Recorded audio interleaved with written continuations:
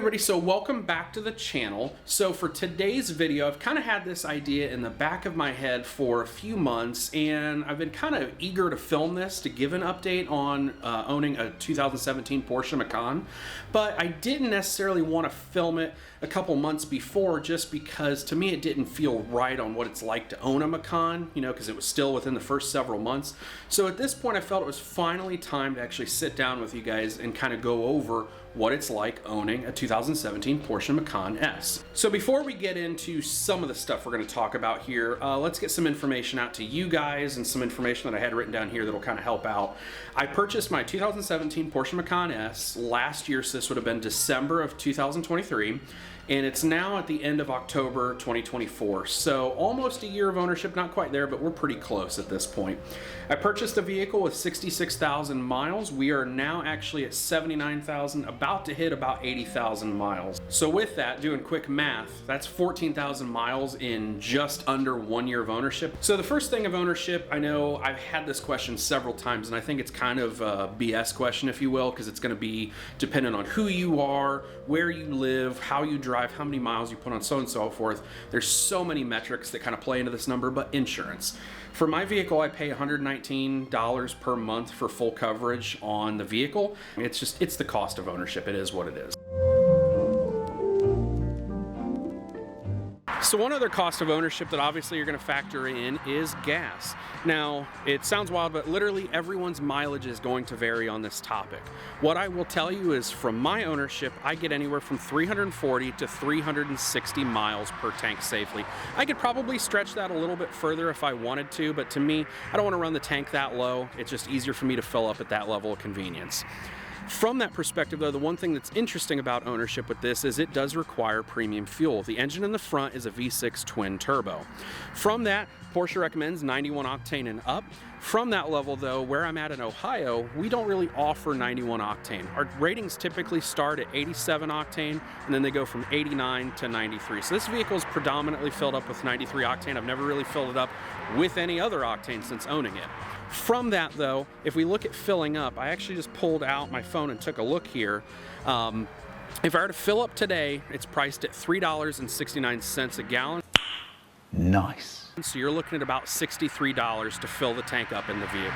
I will tell you though, when I'm not in sport mode and I'm not doing daily driving, let's say I'm doing like long distance in the car, you know, a couple hours just sitting there cruising.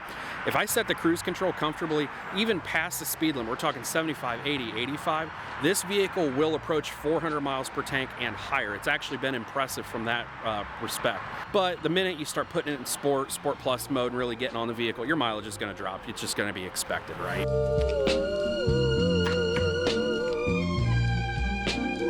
So the next area of Macan ownership you're going to deal with is obviously maintenance. There's no way you're going to get away from it. And I know you're going to hear several people, oh, you bought a European car, the maintenance must be absolutely terrible. It can be, sure. But what I would tell you is it's actually not all that bad. Now, your mileage will vary in terms of are you close to dealerships or independent European shops, so on and so forth. It is what it is, right? But what I'll tell you is from my experience, it hasn't been too bad. First one is going to be oil changes. You're either going to do it once a year or when you reach 10,000 miles when the car tells you it's time to be due. From my perspective, looking here at my bill that I received over the summer for hitting 10,000 miles in the vehicle, that was $318 to do an entire oil change. I'll use my credit card. I know that sounds really high and really crazy, but the one thing you have to take into perspective though is European cars require more oil. It's just a fact of it. It literally is an 8.5, 9-quart system. So outside of the oil change, there hasn't been any other maintenance that I've had to do in terms of it's hit a certain time or a certain amount of mileage, but some of this is actually coming up soon. So we mentioned I'm at about 80,000 miles right now. That's actually when it's recommended to have the PDK fluid, so the transmission fluid, where you basically drop the pan, drain all the fluid off, replace the filters, new fluid goes in, right? The shop that I was at did recommend that to be done, and they were charging about $1,000 to do that. I'm probably going to do that myself. I've seen the videos. You can crawl under the car and do this. It's very easy. There's some other things that'll need done on it. Brakes are coming up to be due. I'm probably going to do those myself. Porsche brakes are actually really easy. They're easier than my other vehicles. I'm not kidding you. They did quote about $1,000 per axle for those. You can go on ECS Tuning Fabs, anywhere. You can go find vendors and get actual OEM brakes on this for a really reasonable price. I know that's a skill set that I have that maybe not everybody watching will have, but one thing I would tell you, find independent shops. This was an independent shop, but they kind of charge an arm and a leg for what I found out. Excellent. Now, obviously, you're going to have maintenance items either because you're driving it or the parts time out and you got to replace them. You're going to have maintenance that you might encounter that's basically your fault, so to speak. So from that level, one thing I'll tell you is I actually had a nail in a tire that could not be padded. Oh! So I had to replace tires on the vehicle. Now with this, it's kind of a good thing though, is the rear wheels in the Macan are actually a little bit bigger. It's a staggered setup. So because I damaged a tire in the front, I only had to replace the front axle. That's kind of a nice thing because most all-wheel drive vehicles, if you damage one tire and you put a new tire on, you have to put new tires on all the way around. But because they are a different setup on the front and the back, I only had to replace the front tires. Now, to get a set of new Pirelli Scorpions for this did cost me about $650. So one other unexpected item for maintenance that I've encountered, and I can't necessarily fault myself or even Porsche for on this, is going to be the AC compressor. So I think it's really just the luck of the draw with what vehicle I purchased. I can't see this as a common flaw or a bunch of other owners having this issue, or it's a warranty or a recall item. But the AC compressor in my vehicle is getting a little bit loud. And there's not an issue with the AC itself, actually. In fact, during the summer, the AC blew stone cold.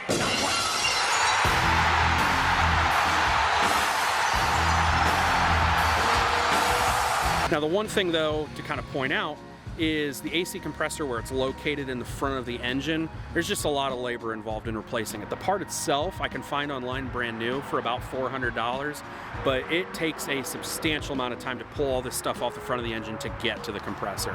I will tell you the cost, that the one shop that I know is going to charge me a lot of money, they're looking at $3,000 to $4,000 to do that service.